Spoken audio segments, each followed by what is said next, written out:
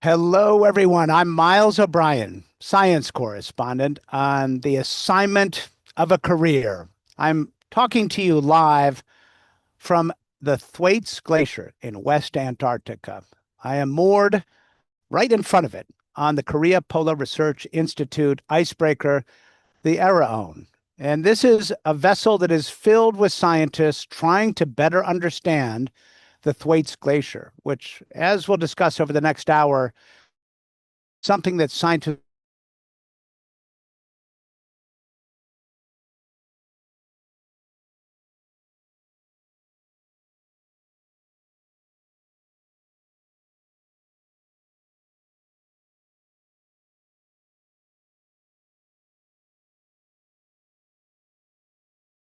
breaker handled, sometimes having to back up, return, go around, try again. But we made it to this point at 73 degrees south, which is as far south as this ship has ever been, and is probably a place that human beings haven't had the opportunity to fully explore. And that's what's happening right now. This vessel has two helicopters on it, and one of them just departed to a camp approximately 20 miles, 30 kilometers away from us, where scientists hope to drill, although drill isn't really the best term.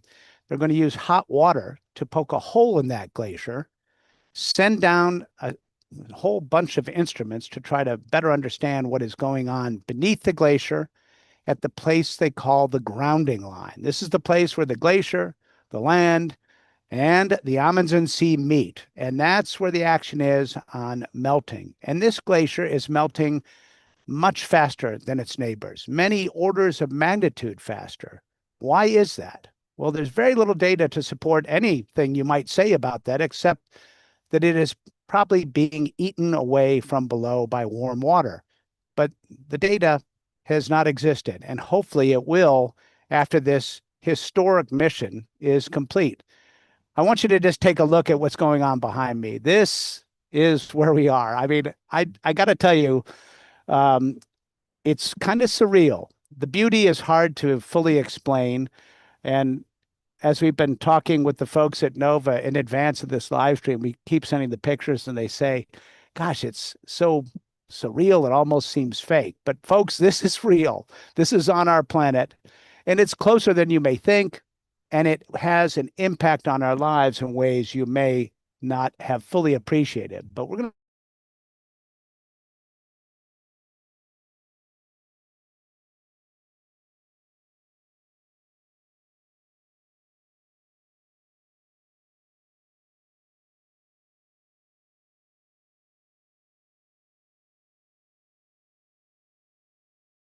to still, we've gone through the Southern Ocean. We've gone through the ice. We made our way to the face of the Thwaites Glacier itself. And now we're worried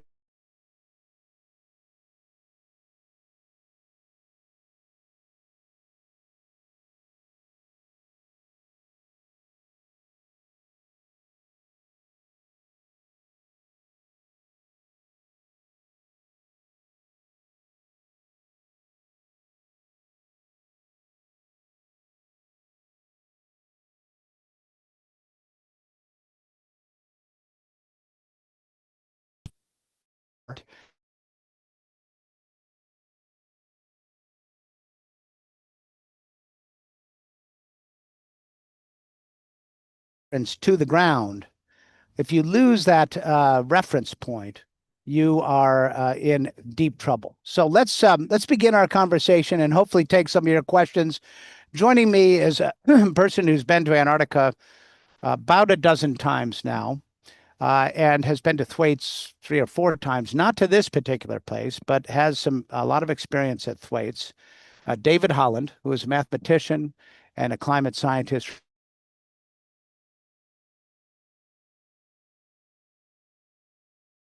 I should tell you the temperature is probably right around 0 degrees Celsius, Yeah. 32 degrees Fahrenheit. In the sun, though, it's kind of like spring skiing in the West. It feels the solar radiation changes the way you feel about the cold, doesn't it? Yeah, it's quite warm today. I think I'm overdressed. Yeah, yeah. The sun is here. I hope it lasts. The forecast doesn't look amazingly good. But right now we're bathing in sunlight, and as you mentioned, I just saw the chopper head off south. Well, that's good news because earlier today we have the two helicopters and we have a narrow window in order to set up this camp. One of the helicopters had a mechanical problem, and then there were weather problems at the site. As I explained to you, this idea of whiteout or losing reference is as a problem you want to avoid in a big way. And so there was some concern that the weather might not hold in order to do the work today. And after a certain period of time, we're going to have to go back to New Zealand. This ship has to do. The scientists on board, if we have to go back without doing this, it'll be a very long and sad trip, won't it? Yes, but we've been through that before, so I've trained myself and others to have no expectation to avoid any disappointment. No expectation. So let's couple words, just kind of top line words on Thwaites and why scientists are so interested in it. If we were having this conversation maybe 10 or 15 years ago, you might not have focused too much on Thwaites and the concerns it faces, but satellite imagery had changed the way scientists view it. To walk us through the backstory here. Yeah, so there's a backstory that goes back 70 years to the first International Geophysical Year, 1957. When it was first discovered that the ice in the background, the Thwaites Glacier, is literally in the ocean. It's called a marine ice sheet. Most of Antarctica, the east, is high and dry on land. You could kind of picture the U.S. Well, Antarctica is about the size of the U.S., and from New York to L.A. being covered in 2 miles of ice, a lot of ice. But a part of it is in the ocean. And in my mind, an analog would be if you thought of the Gulf of Mexico being completely covered by a large glacier. Well, the North Atlantic Ocean would have access. That's what we have right here. So, and got to remind you, this is about you folks out there. We want you to drop questions in the chat so we can entertain those questions. We got some experts here. David's the first of three who's going to be joining us to weigh in and give you the precise and factual answers on Thwaites. Thwaites in and of itself contains enough, once it melts, and it is melting rapidly, about 2 or 2.5 feet of sea level rise all over the world. That's kind of hard to wrap your head around, isn't it? It is. And quite often when people say that, like you just did, the first response is, well, if it's already in the ocean, if it melts, then it won't change sea level. But we're talking about the part that's above the grounded part. It's the extra bit on the top of Thwaites. That's the part, the extra, when all of Thwaites melts, goes into the world ocean. And it's remarkable. If you think of the size of the world ocean, that 2 feet of water over the entire ocean, that's a lot of water. All right. Question. Good question. They're worried about us. Are you wearing sunscreen, David? Yes, a little bit. Is that my wife? Could be mine too. Yes, we are both wearing sunscreen, and it is well advised in this situation. The solar radiation component here is quite significant. So it's not just Thwaites. Thwaites has a way of it's almost like a keystone in a bridge.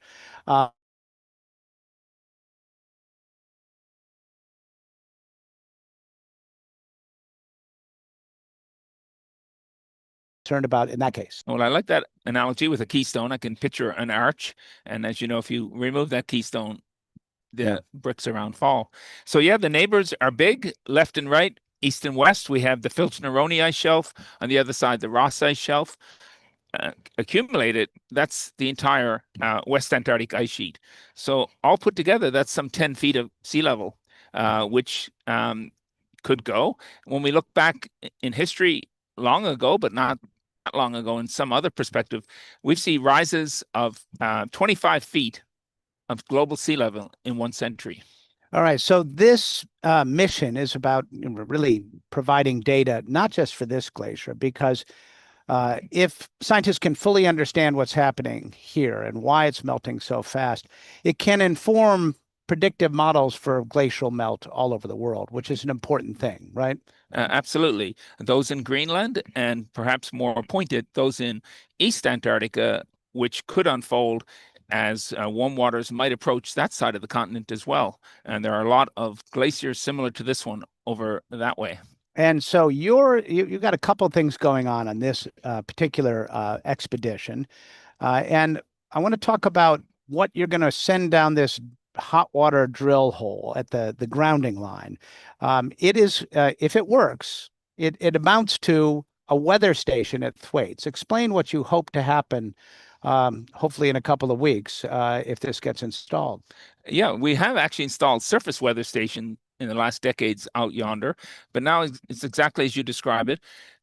If people can imagine the glacier floating behind us, right? Ice floats on water, so it's floating, extending from the continent. But underneath it, there's very warm water from the ocean pointing north to us in the Southern Ocean.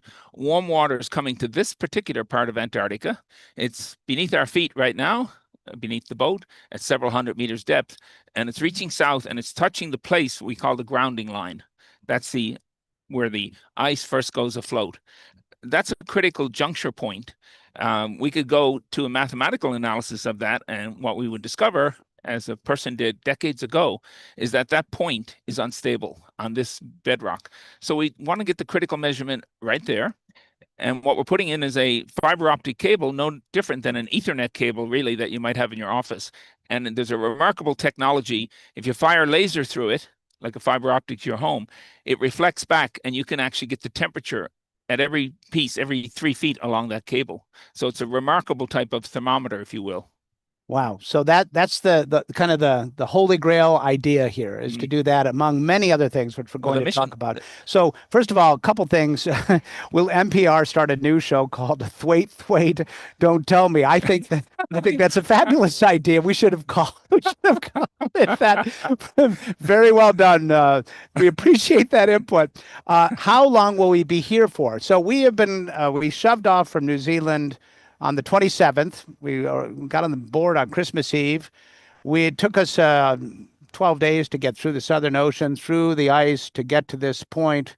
And then the idea is we'll be back in New Zealand on or about February 20th, which means I think we need to leave here about 12 days prior to that. Is that about right? Right now we're marked for February 10th. Yeah. Okay. So all the science has to happen now in this relatively narrow band. And it is a lot of work to get this camp set up.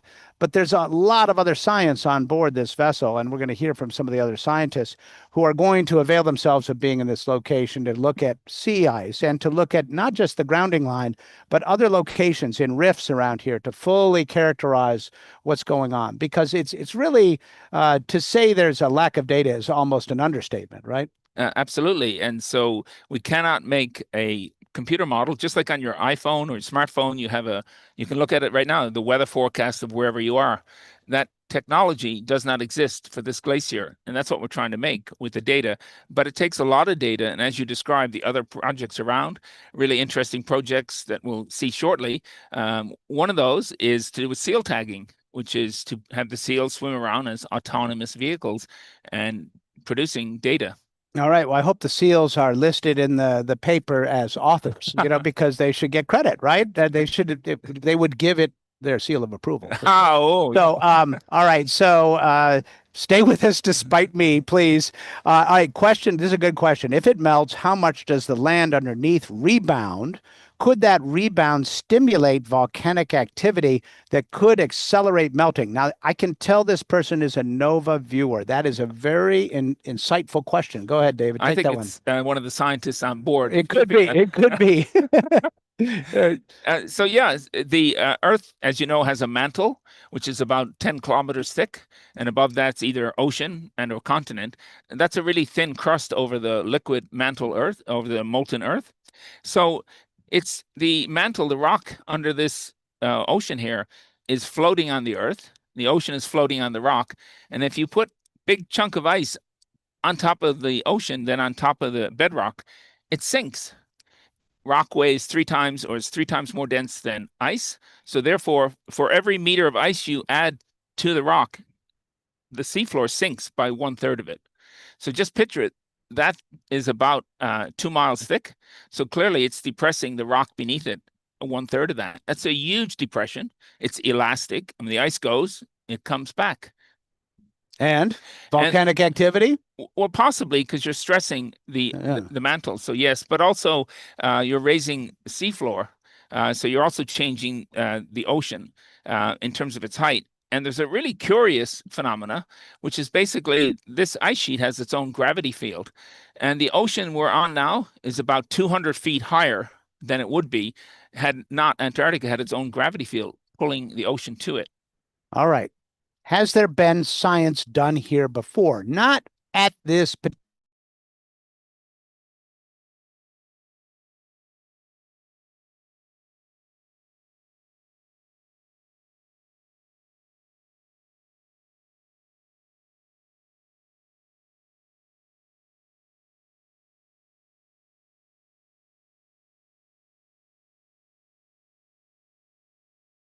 Here, we started our first major program in 2020 with about 8 different projects. That's come to an end. And this Korean opportunity with all these scientists aboard is the most recent attempt. And this is the first ever time a ship has made it so close to the desired grounding line location. All right, David, there's some irony here, and you're going to think I'm making a pun, but I froze when I asked you that question. So the question, has there been science done here before? And I hope everybody out there understands we are a long way away from anywhere. We are coming to you through satellite internet technology, and it's a bit spotty. It's been good sometimes, and sometimes it's less good. So bear with us. But remember where we are, and hopefully you'll have some patience. So one more time on the science that's been done around the peripheries. Yeah, so we started maybe 20 years ago. In fact, there was a mission back here in the 1970s to this area. And the glacier adjacent to us is called Pine Island. We studied that for a decade. Turns out it's not as important as this one. So this is the sweet spot, the so-called underbelly of West Antarctica. Here we are now, and this is the first ship to make it this far south, so close to the glacier and so close to the crucial grounding line. I got to tell you, I've been thinking about my underbelly a lot on this ship because the food is delicious. I'm telling you, the Korean food, and I've got to get to the gym right after this. What day and time is it there? It is, believe it or not, folks, wrap your head around this. We are on U.S. Mountain Time. Just follow the longitude down, and believe it or not, that's where we are. So it is January, what is it, the 12th, right? Yeah, Monday. Monday the 12th, and it is currently 2:15 Mountain Time, and also Thwaites time. Thwaites, don't tell me. All right, so Kate Tobin, I think it's time to talk about David's other project, and we have a little bit of footage of your device, and I'm going to have you explain exactly what it does as soon as Kate gets the video rolling here. David, I will say it was pretty funny this past summer. He called me up and he said, "Here we are. We're looking. I'll explain what the backstory, Okay. but tell people what we're seeing here." So this is what's called an ocean mooring. The word moored meaning stuck to the seafloor. Out on the back deck of the ship, you might have seen we have train wheels, literally train wheels. Those are used as anchors. And then we put a wire with a float on the top. We keep the top float below the sea level so that icebergs hopefully don't destroy our mooring. What's innovative here is this device is called a moored profiler. I think of it as a robot, and it travels up and down the wire all day, giving a continuous profile of the ocean properties, temperature, salinity, and current. And what's interesting is it can see the thermocline between the cold water layer at the top and the warm layer at the bottom. It's the expansion of the lower layer and its increasing temperature that we want to pay attention to. This robot will give us this information at a canyon located maybe 100 kilometers north of us. So this robot, which we're seeing being tested in Falmouth, Massachusetts, David called me up one day in July and said, "Have you ever heard of Falmouth, Massachusetts?" I said, "Well, it happens to be where I live." And so literally a mile away from my house, I have some folks who have experience at Woods Hole set up this company, McLean, and they build these devices. But what's interesting about this device is it'll go up and down on a wire, essentially, on the mooring line, not indefinitely, but for a number of years, right? For 2 solid years, gathering all this data. And that gives you a profile of every depth that you're interested in, right? Is that the idea? That's the idea. So this morning I looked at a satellite map of this area, the entire continental shelf. You may recall a week ago, we crashed through with great difficulty the sea ice. So there's not a lot of sea ice here in the south. There's not much far north, but between us is a big band of sea ice. Today, that's still sitting over our mooring site. So unless that goes away, we won't be able to deploy the robots. So that's, yeah, we went through this ice and that would be a problem. So basically what they have at this facility there in Falmouth is a very, very narrow pool. It's kind of a reverse lap pool. It's a lap pool if you like to free dive, I guess. And ice, and you tested it out. It went up and down for a couple of days, I think, in all, right? Just to see how it goes. But just to be clear, you're not getting real-time data on this. This is going to be stored on a drive, and you're going to have to come back and fish it out later, right? Yeah, so that's perhaps a point people don't really understand about the ocean, is that we can do a lot with satellite technology because radio waves go through air. The ocean is a conducting fluid, so it doesn't, radio waves, EM, does not go through the ocean. So we have to actually put stuff in the ocean and then take it back out. And as many or more times than not, things fail in the ocean for a number of reasons. Nonetheless, these large icebergs, if you look it back, the force of that as it rides over your mooring, that's the end of your mooring. So this thing, for it to work for 2 years, it really a lot. You have to have a little bit of luck, won't you? Mostly that's what we need is luck and hard work, but we kind of expect a large failure rate, if you will. It's just the nature of the game. But I don't know, every now and then, 1 out of 10 things work, and that's progress. There you go. That's the way you got to approach it. So one final question for you as we move on to our next scientist. Well, we have a few minutes. How warm is the cold water under the glacier? And that's kind of a trick question because the warm water is what's reaching it, but cold water is on top normally.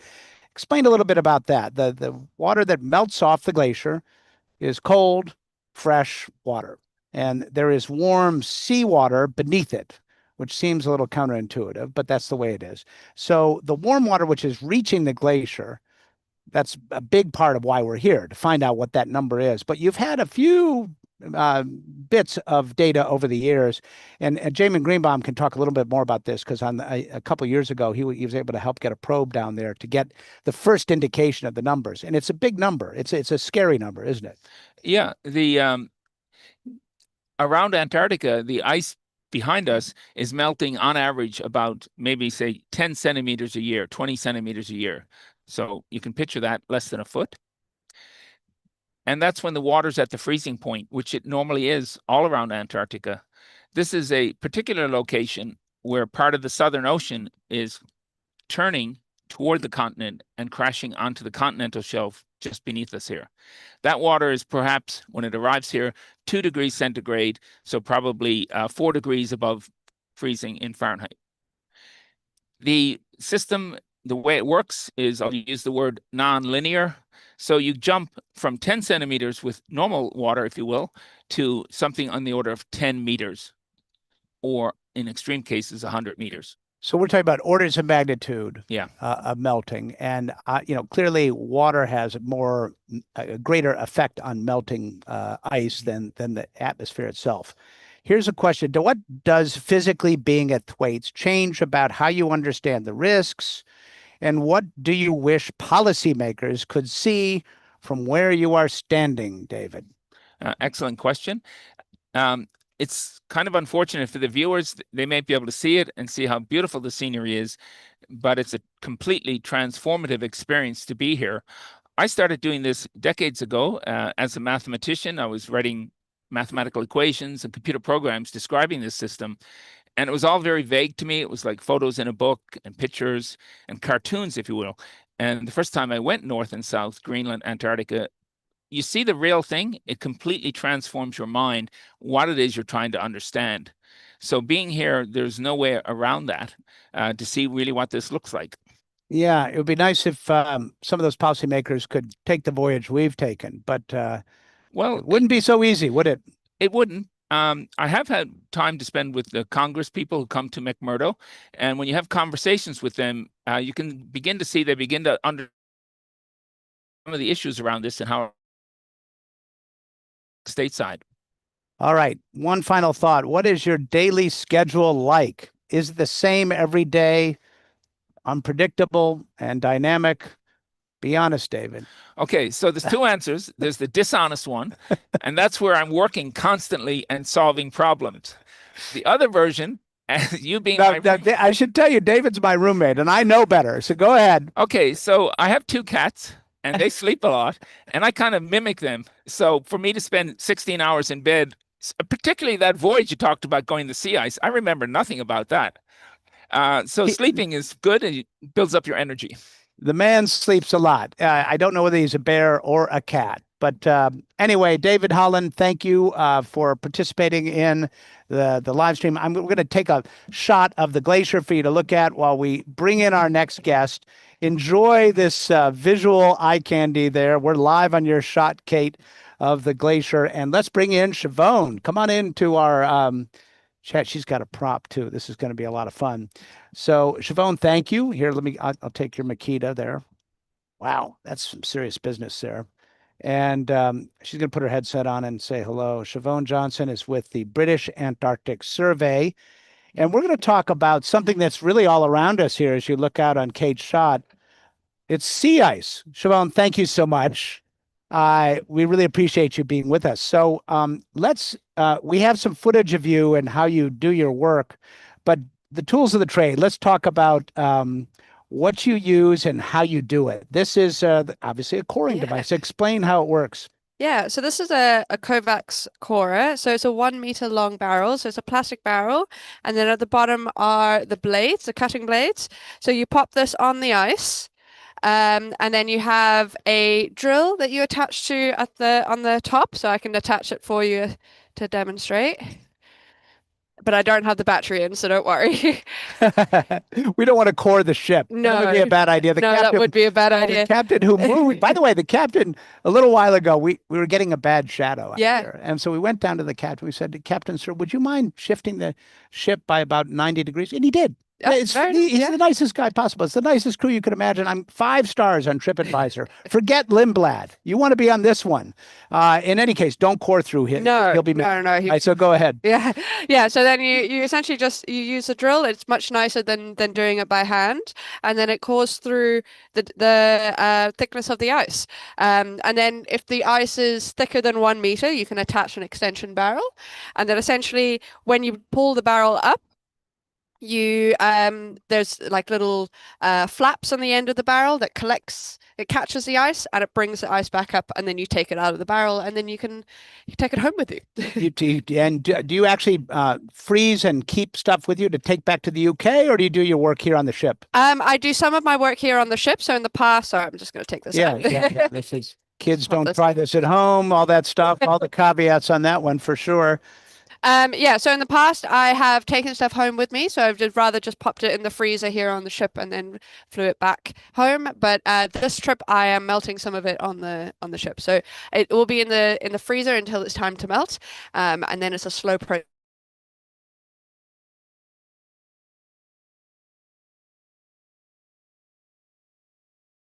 If we can, is that possible? Well, let's talk for a moment about what the cores tell you, and as soon as we're ready, we're going to show some footage of you and how you go about doing this. What we know, I think most people, certainly the Nova audience, knows about ice cores as a way to learn about ancient climate. It's a way to capture, if you know how to read those layers, and particularly in Greenland, the Camp Century drill core is famous for taking us back tens of thousands of years in weather. This is a little different. Obviously, this is more shorter time frame.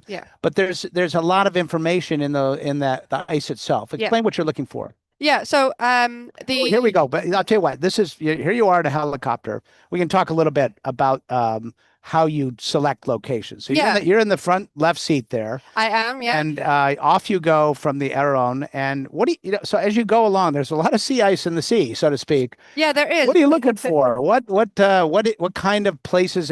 Obviously, you want to make sure it's safe to land a chopper, but what are you looking for? Yeah, so one, we want to watch out for the icebergs, so we don't want to be landing. As you can see in the background, there's quite a mix of bergy bits, chunks of bergy bits, then some smaller brash ice, and then some larger floes. So we want to be landing on one of those larger By the way, floes. you look particularly badass in that outfit Thank with you. the glasses. I mean, who says scientists are in white lab coats, man? I got to tell you, Thank you. you go, keep going now. Those are special glasses that go around the back of the ears. So that when I look down the hole, it doesn't fall off. You need my that. nose. Yeah, you want to hang on to your shades. You don't want to lose them. All right. So anyway, there you're flying along with Dominic O'Rourke, who's just a fabulous pilot, and he's been here for years. And you're looking for places to land. I think you land on this thing that looks like a rectangle there. Yeah. Explain what you're looking for, though. So we're wanting a fairly flat surface just to land on and to work on. We don't really want any large ridges because that might indicate some thinning of the ice and like uneven thickness.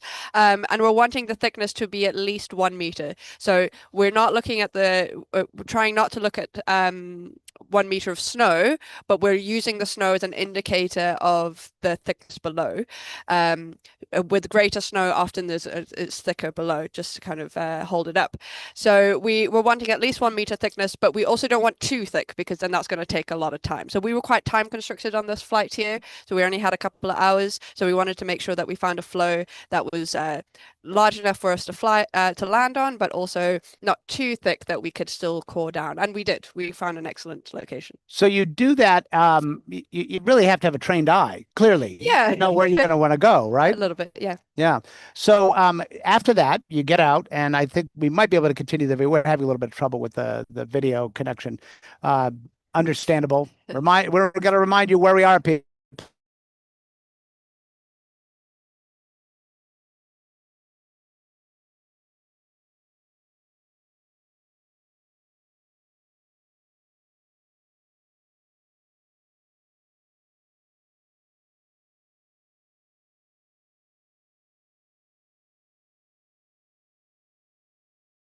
Yeah, so well, one of the projects that we're doing on the sea ice is also a deployment of a wave buoy. So that's a team that I'm working with Kopri, the Koreans, as well as some researchers from the Australians. So we're deploying a wave buoy to try to understand how waves propagate through the sea ice onto the ice shelf. And then with the cores that we're going to take, we're going to be able to understand the ice that we're putting the wave buoy on. So we're thinking about thickness, and then hopefully that will understand how the waves move and the frequency change that it might have, as well as salinity and temperature and density. So the density of the sea ice does change with depth, especially when you've got your snow on the top, and then you've got that transition between the snow and the sea ice, which can often be quite murky at this point in the year because it's melting. So you have what's called flooding, which is kind of water coming onto the flow, and that kind of melts the snow and melts a little bit of the sea ice, and then that kind of refreezes together and forms what's called snow ice. And then that often is quite a complicated process to measure. So that's what I'm trying to do. All right, so I love this one. Science looks more like a super fun extreme sport. Yeah, so yeah, it kind of is. They ask 1 meter. What time period is that? That's about a season, right? Isn't it around here? Yeah. Yeah. Let's continue back with our super fun sport if we can see it, if that will roll out of it. So you've landed your chopper now, you found your spot, and you spring out with your team and your core. You do a quick sample, right, to make sure you're in the right place. Is that the idea? Yeah. And in this case, it was good, right? Yes, it was fine. Yeah. So you do your thing. Are you? We have a question. Somebody said, "Where are the polar bears?" That is the other pole. There are no polar bears here. We have penguins here, no polar bears, and so we don't have to have people with shotguns with us, which you do actually if you work in the Arctic. So I see you out there. We have to remind people this is floating on the ocean. Yeah. Is it bobbing and weaving while you're doing this, or is it too substantial for that? No, it's not moving at the moment. So it's quite big, so it's quite stable, and plus we didn't have any nasty winds or weather that day, so it's nice and stable. Some light drift can happen, but nothing that you can feel per se. It's either a super fun sport or it's like construction in a crazy place, right? Is what you're doing. Okay, so 1 meter is a season. We got that one. Does sea ice taste salty? Yes, it does. It does. It's fresher than the ocean. So the ocean is about 34 PSU, practical salinity units, and then but the sea ice is slightly salty, so it's not as fresh as your glacial meltwater. So it can be anywhere between 2 practical salinity units and like 10, and that depends on the type of ice as well. So when you lick it, it does taste salty, and it doesn't taste too good in a drink. I bet not. I bet not. So the other thing we did is you were the one scientist who was able to start work on the way, because as we went through the sea ice, she trained us all. I didn't get the call, unfortunately. I volunteered, but she didn't trust me for this. I don't know why. But anyway, there were volunteers who went up to the bridge and were counting and characterizing the sea ice. And just run through quickly how many types of sea ice there are. It's quite It's quite beyond what I expected. Yeah, there's quite a lot. So it's all about the different like stages of formation and melt of the different of sea ice, and so you can get different types. So what you start with in the start of the formation is called frazzle ice, which is kind of like light, small crystals which are suspended on the surface, which kind of can be a little like slush puppy like. Then those can conglomerate into kind of white clumps, and that's what's called sugar ice, or it can be kind of flat and oily looking, and that's what's called grease ice. And then that eventually grows in winter. It forms these pancakes, which are like these rounded pieces of ice with upturned edges. They kind of look like pancakes on the surface. You don't see any of that here today. Yeah, we're looking at this shot right here. Yeah. It would just characterize the ice we're seeing Yeah, today, because it is. Then you've got your larger flows, which are the flatter pieces of ice, and those are this here is probably broken land fast ice. So fast ice, which is the type of ice which is fastened to the land. Now, because of the melt here, it's broken off, so it's melting. And then the chunks in between is what's called brash ice. Brash.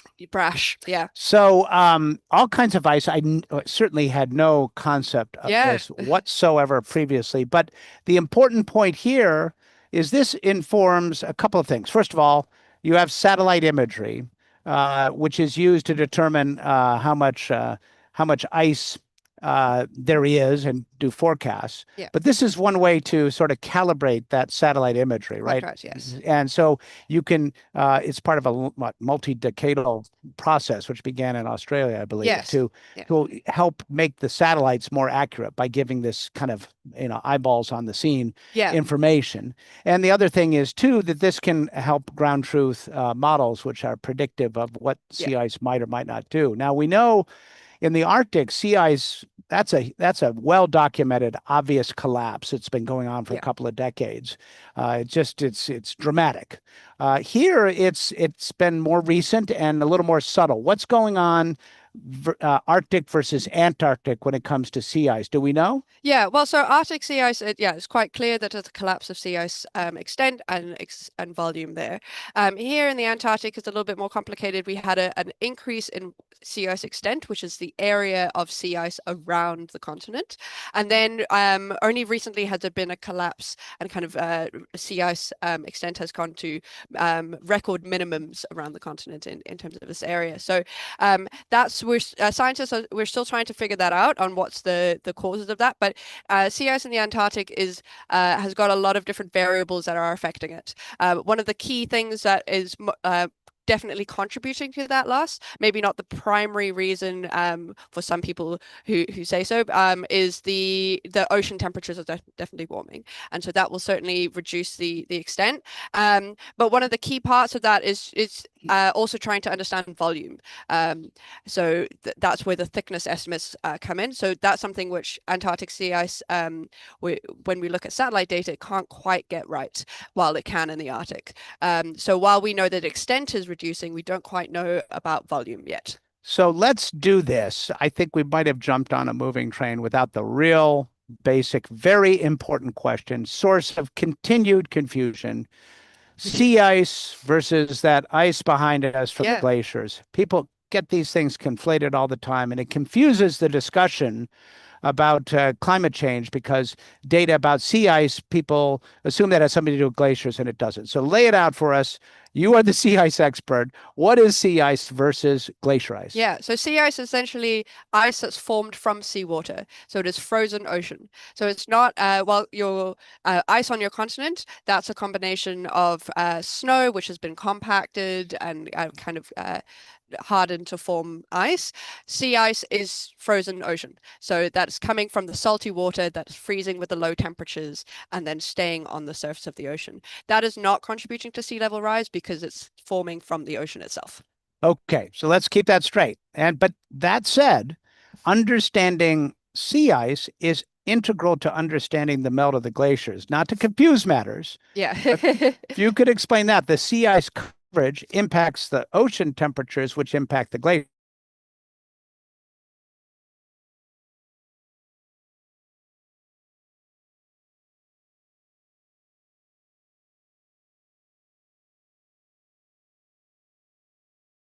Cover has an albedo effect, so it reflects the sunlight, and that kind of covers the surface of the ocean and protects the ocean from like absorption of heat. So it does prevent further warming of the ocean, but a reduced extent of sea ice will increase the amount of sunlight that and heat that is absorbed by the ocean, and then that can be a moving train onwards, which can then affect the glacier behind me. Okay, I hope I didn't confuse anybody on that, but there is a link there. They are different things, but they are part of the whole big picture. Okay, a couple quick ones, kind of lightning rounds for you, Siobhán. What do you do for recreational activities?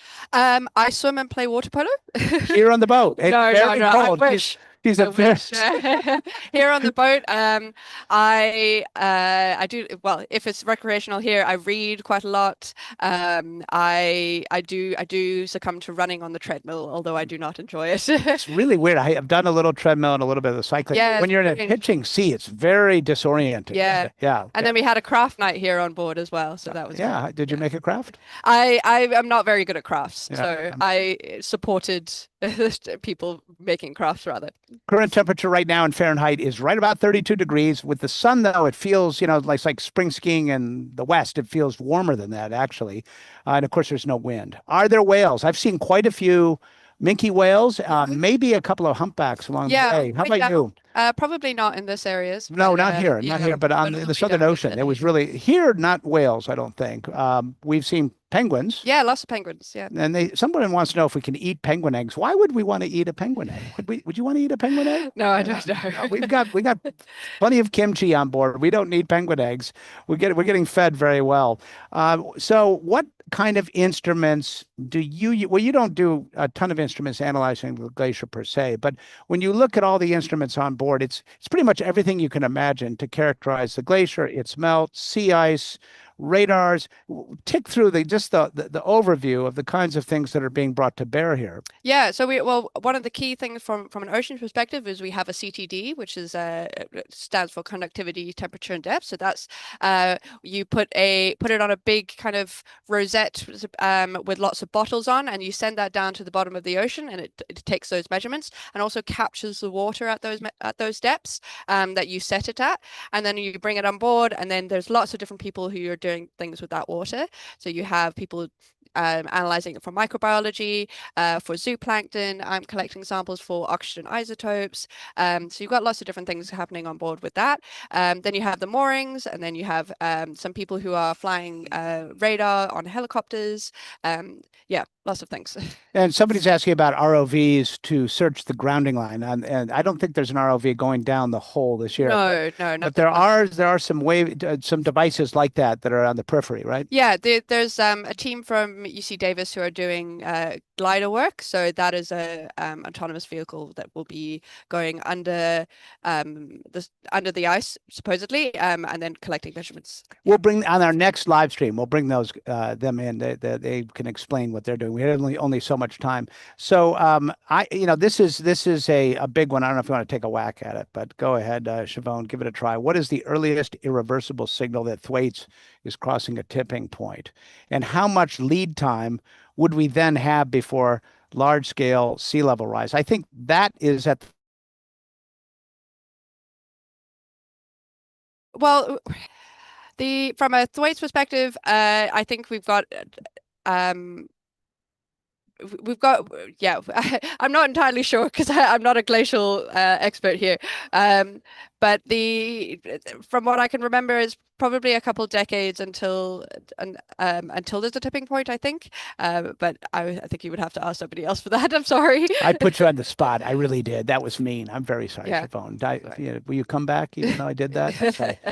Siobhán Johnson with the British Antarctic Survey, who is one of the greater badasses of science, flying down in helicopters, swooping down, bringing back core samples, learning about sea ice. Thank you so much. Thank you. Do they call you a superhero? Anyway, thank you very much. Appreciate it.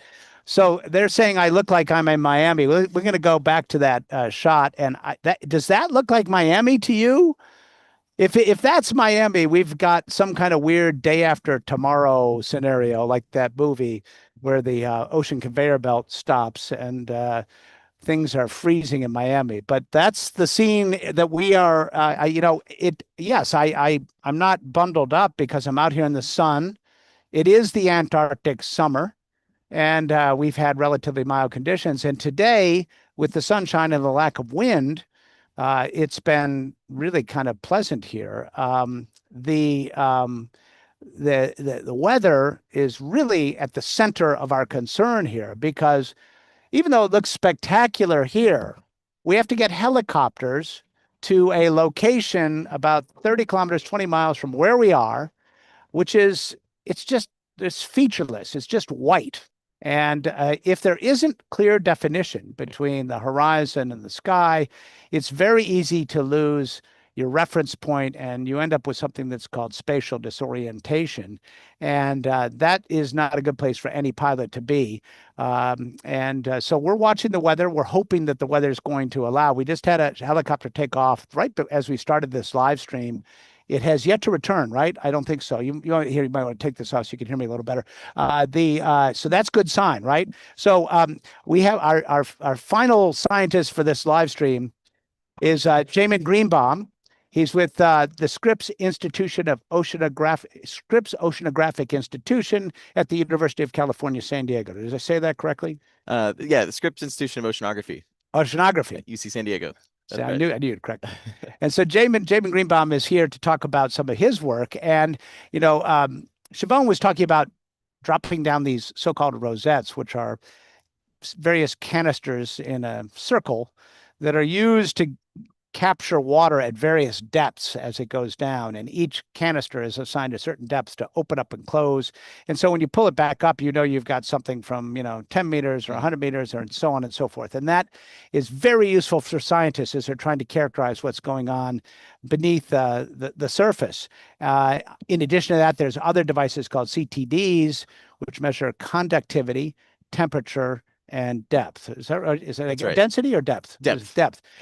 Conductivity, you might ask, what's that? Well, it's a proxy for salinity. And all of these things help characterize the ocean beneath us. And Jamin Greenbaum is involved in that. What sets you apart is where you want to put these devices, right? So first of all, big picture, what are the questions on your mind here as you come to Thwaites? Now your third time to Thwaites and in its environs? Is that right? Yeah, third time to Thwaites. Okay, That's so right. that not many people can say that. Number one, what do you hope to accomplish? Well, I mean, you asked about the big picture. Yeah.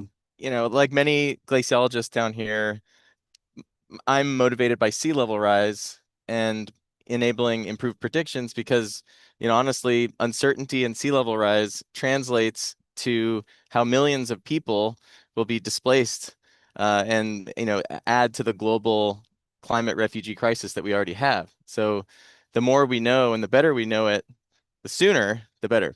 Okay, so there's a whole team here that's focused on this one spot, the hole in the grounding line, and that's kind of the main event in many respects. But what you're doing is filling out the broader picture. Explain. So you don't necessarily have to get your instrument at the grounding line, and that's not your goal at that particular spot.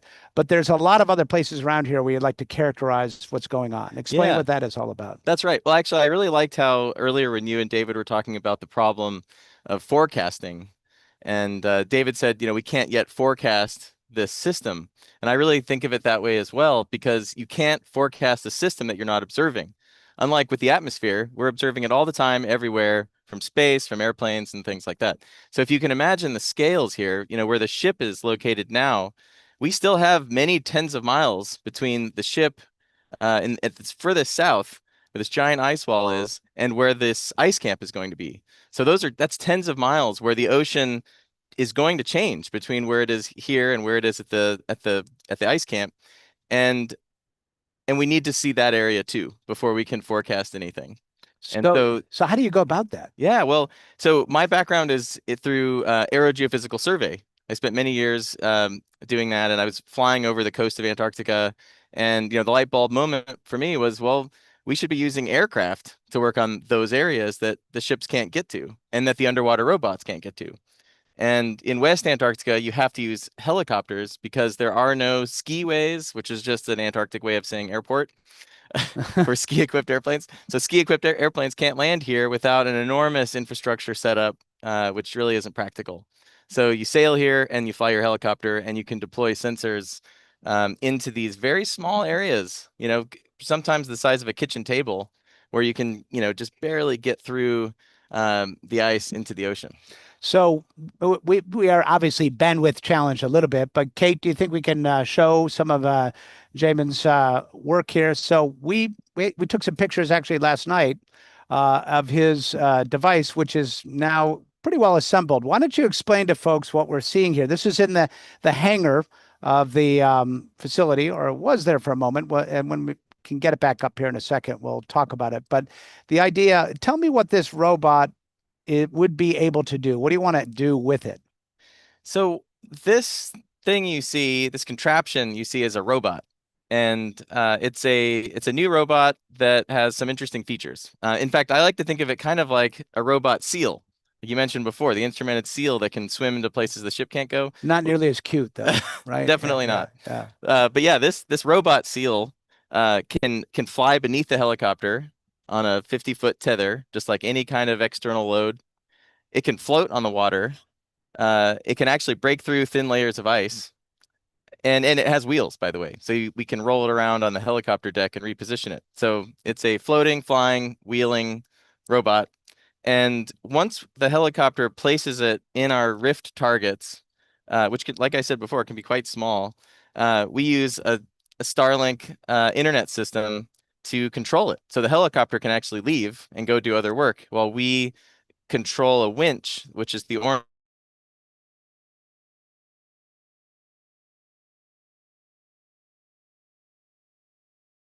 30 times, which so that let's hope that works out for you. We're also seeing some footage here of previous missions where you have put smaller devices, and you've got one here in a moment, but let's watch the footage for a moment. It's fascinating. You fly, it's kind of like a scene from Star Wars. You're flying through the ice planet, and you're going through this stuff, and it's crazy, exciting, and probably pretty dangerous. And you open the door, that's kind of cold, and boom, you throw it out. And what are you doing there? You're trying to break through the thin surface? Is that the idea? Yeah, that's right. When we were here 4 years ago, the idea was to deploy these expendable sensors, which are expendable CTDs, which you've already talked about, into areas that we could see in satellite images had water. And that's actually what I brought. Bring it up here. This is what you toss. Yeah, so this is an airborne expendable CTD sensor. And basically the way it works is you're strapped into the helicopter or the fixed wing aircraft. We've done both. You have your remove before launch sticker that you peel off. That allows you to sort of get in position. So when the pilot tells you you're over the waypoint, the drop zone, then you chuck this thing out. And the way it works is the wind catches this plastic piece, which falls away and pulls out a parachute. And the parachute then stabilizes this on descent. So its terminal velocity is what it needs to be so that when it hits the water, believe it or not, the bottom pops out and the sensor comes out. There's then a small floating buoy with a little wire that's a radio antenna that transmits the data to the helicopter, which is just orbiting overhead, about 300 feet at a safe elevation. And So what could go wrong with that? Except it's difficult to get through the ice, and I know you've got some clever ways of doing that. right. So the issue with this is you have to be about 150 feet above the water. That's what the manufacturer says in order for the terminal velocity to be reached. The other problem is when it hits the water, it goes down and pops back up several feet away. And when we were refueling on the grounding line, we were flying over these, enormous rifts, and we realized, wow, there's dark looking ice down there that looks like it's probably the ocean. And I remember we descended into these, rifts that are 200 feet on our sides, where the helicopter is actually inside the rift. The Star Wars analogy is good. We are always joking. It felt like we were flying through the Death Star, Right? just like 100%. through these rifts, Yeah. looking for these targets. And so what we realized we had to do was sort of rethink the whole thing, and we decided to remove the sensor and then add mooring shackles so to make this tube heavy. So it became a two-step process where these, now we call them Shackleton bombs after Ernest Shackleton. I see what you're doing there. I see what you're doing. And so we use the Shackleton bomb to first break the ice, and then we carefully lowered the sensor on a spool that we made the night before into that little target we made with this tube. So this is a reminder that, first of all, what you plan to happen in the field in Antarctica really seldom happens, right? You always have to improvise at some level, don't you? That's the only thing you can plan on, actually, is having to improvise. That is true. You start with plan A, and sometimes you end up at Z, Yes, right? yeah. Yeah. It's important to have a plan for it to be ruined. That's that is important. But if you don't go in with that attitude, you're going to be in trouble. You got to be able, Definitely. you got to go, oh, what's something heavy I can throw in there? Oh, these shackles, and boom, and that breaks the ice. Quick question from the audience: how did you get involved in this kind of research? Didn't you want to be an astronaut? Yeah, that's right. Does that relate to this at all? Yeah.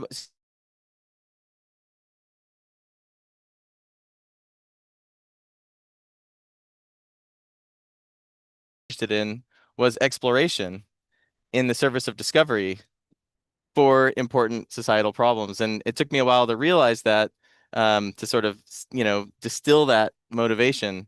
And what I realized was that the most important thing to be exploring right now is this place behind us, so that, like I said before, we can help inform these, potentially millions of potential climate refugees. Well, it's my favorite planet. I don't know about you, Earth. And so I think, yeah, exploring it is a good idea, right? Right. How long are the days? The days are all day, 24 hours. We do not see night here, do we?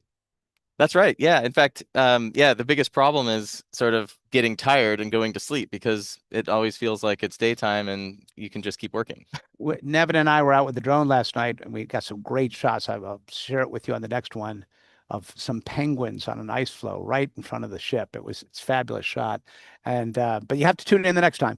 And I was just having a ball flying the drone, and I said, geez, what time is it? It was midnight. And I had no concept. It would be very easy to lose all your circadian cues and rhythms, wouldn't it? Definitely. All right. So what's on your list of concerns, worries? What's keeping you up at night, to the extent that there's night here, as you march toward the scientific campaign? A lot of stuff has to happen 30 kilometers behind us before you get your chance, right? Explain how this all unfolds. Yeah. Well, as my team can tell you, I worry about things all the time. I'm thinking of things that could go wrong all the time, and we're constantly working on redundancies and contingencies.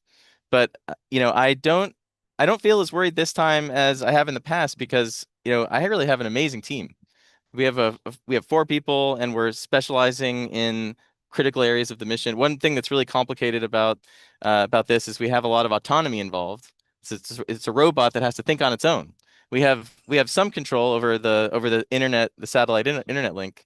But my colleague Laura Lindsay from the University of Washington, she's this amazing roboticist and software engineer. I think she can face any problem.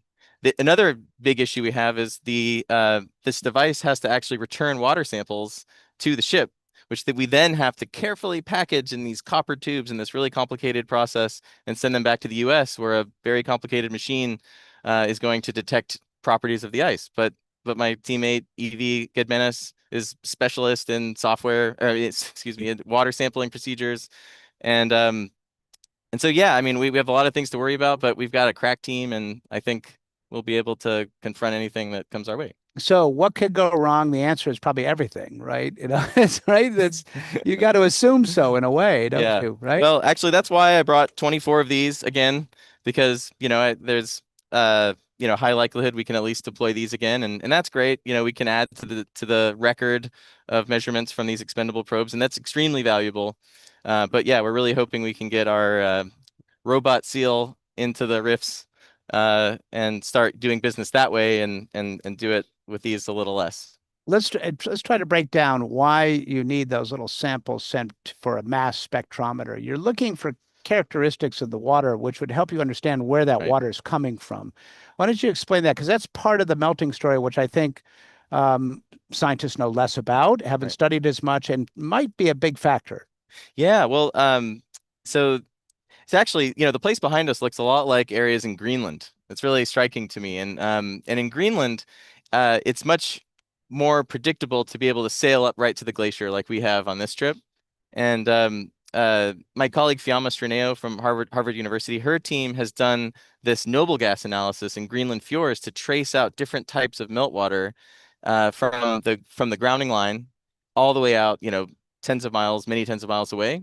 And what they can trace is these unique signatures in the noble gases that tell you relative concentrations of these different water masses, which have been shown to contribute to melt in different ways. And so what we're basically trying to do is the same thing. Just the issue is we can't get right to the grounding line. In their case, this would be the grounding line. Mm-hmm. It's a tidewater glacier. In our case, we've got tens of miles of rifts that we have to sample to in order to do the same kind of analysis. So basically, you can sort of fingerprint the water, and that Right. tells you where the water is coming from, whether it's right off the glacier or if it's something that came from beneath the glacier, right? That's exactly right. And actually that's the water that I'm really interested in as an ice sheet person who spent years and years surveying the Antarctic ice sheet from above, thinking about subglacial water systems and subglacial geology. I realized there's so much uncertainty in how much of that water is there. And what we've learned is that when that water makes it to the coast and just goes into the ocean, it's, first of all, you have to just imagine it's 1,000 meters down, right? It's super deep, and it enters the ocean, and it's radically different from the water that's already there. Even though the water that's flowing in, like David was saying, is warm, it can be relatively stable water. If it's not moving quickly, it's not going to drive melt as much as if it were moving quickly. So when you put in this water 1,000 meters deep, that's at about 0 Celsius. It's about, but the key thing is it's at basically 0 salinity. It's perfectly fresh water. It is incredibly buoyant. And what that does is it's really like, if you think of the warm water that David mentioned as like the fire, this water coming in across the grounding line is like lighter fluid that you spray on the fire every time that it flushes out. And that lighter fluid just sort of blows everything up, and it mixes and it drives these enormous plumes, and that generates melt. And we have models for this, but those models are using assumptions about the amount of water that's collected over a Texas-sized catchment of ice. And there's volcanoes that aren't accounted for. There's lithospheric thickness. There's ice friction over the rock generating what. There's so much uncertainty. And so if we can pinpoint, how much of that water came out, we can use that as a direct constraint on those coupled models and get better sea level rise predictions. That's fascinating. This is devilishly complex stuff, which Totally. really science has very little true insight into. A lot of hand waving on this one so far, right? Right.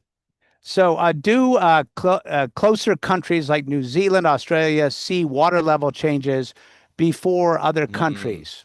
Ooh, that's a really interesting Yeah. question. So this is really unintuitive also.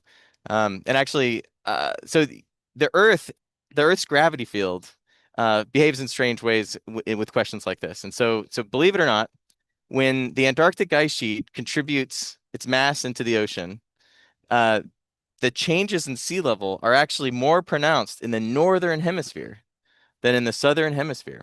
So actually, Australia and New Zealand are more affected by Greenland ice mass loss than Antarctica, even though Antarctica is their neighbor. It's super weird. It's a small planet in a way, right? is, It's yeah. kind of interesting. I know you're not a sea ice guy, but is it normal for it to be as broken up as it is this time of year? I mean, you've been here enough. This is not normal. Really? Tell me. No, there's a lot less sea ice this year than in the past. In fact, 4 years ago, it's worth mentioning, we were stuck 60 or 70 miles away to the west because the sea ice was so bad. And 2 years ago, we got you know, we got closer, but probably 30 miles away from where we are here. And this year the sea ice let us come in. I mean, it was still tough with a few days of ice breaking, but nothing like what we've seen in the last few years. So anecdotally, at least, this icebreaker and its progress is might be a proxy for the lack of sea ice in Antarctica and what's going on here. Yeah. All right, maybe that'll be my science mission, figuring that out. How's the fishing? I don't think they've been doing much fishing, have they?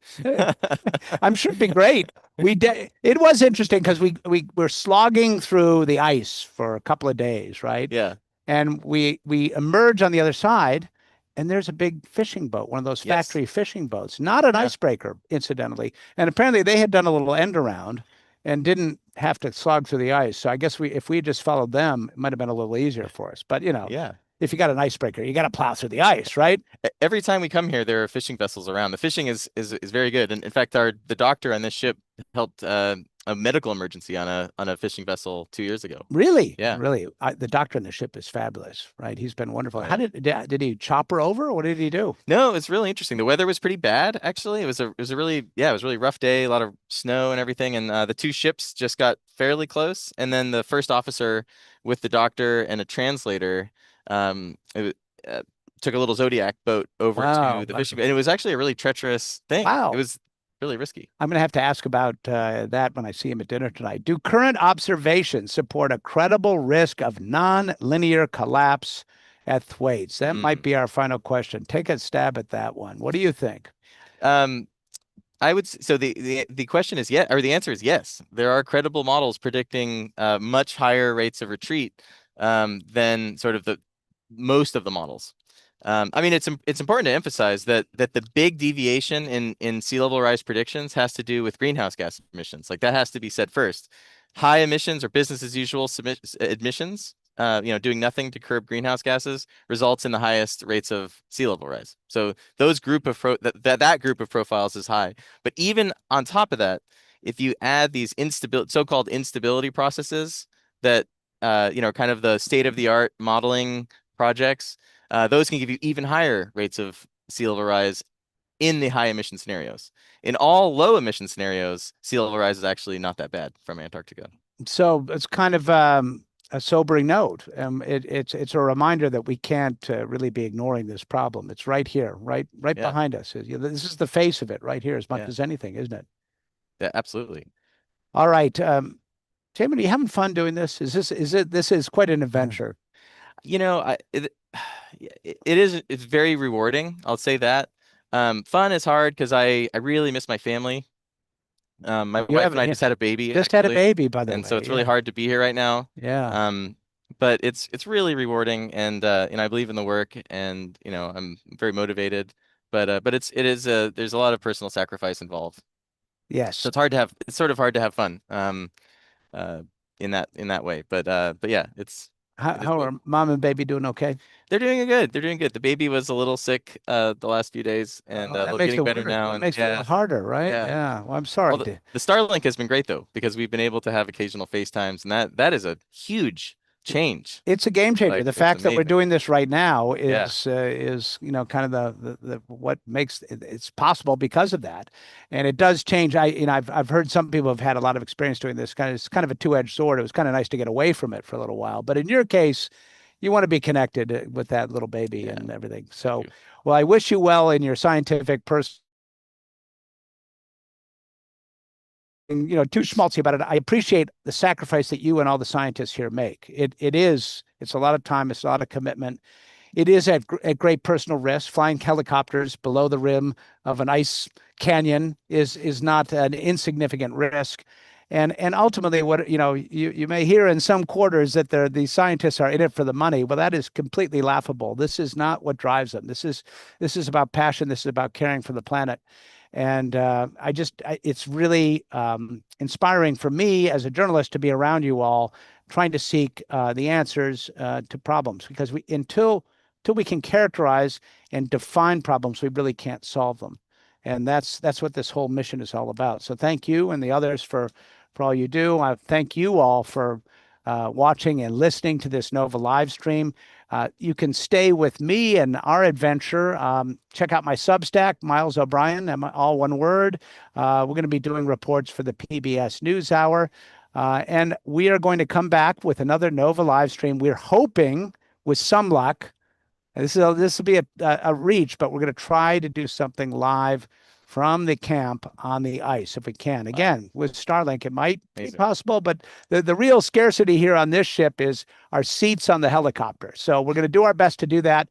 But regardless, we will come back and give you an update on how this scientific mission has all unfolded, because we're really just, after all, we've been here for a long time. It's been a long voyage, but we're kind of just getting started. So we'll keep you posted, and we appreciate your questions, and we'll see you soon. This is Miles O'Brien reporting live from right in front of the Thwaites Glacier. And I got to say, I've always wanted to say that. Miles O'Brien, live from Antarctica. Thank you, Jamin. Take care. Thank you. And thank you all. Bye-bye.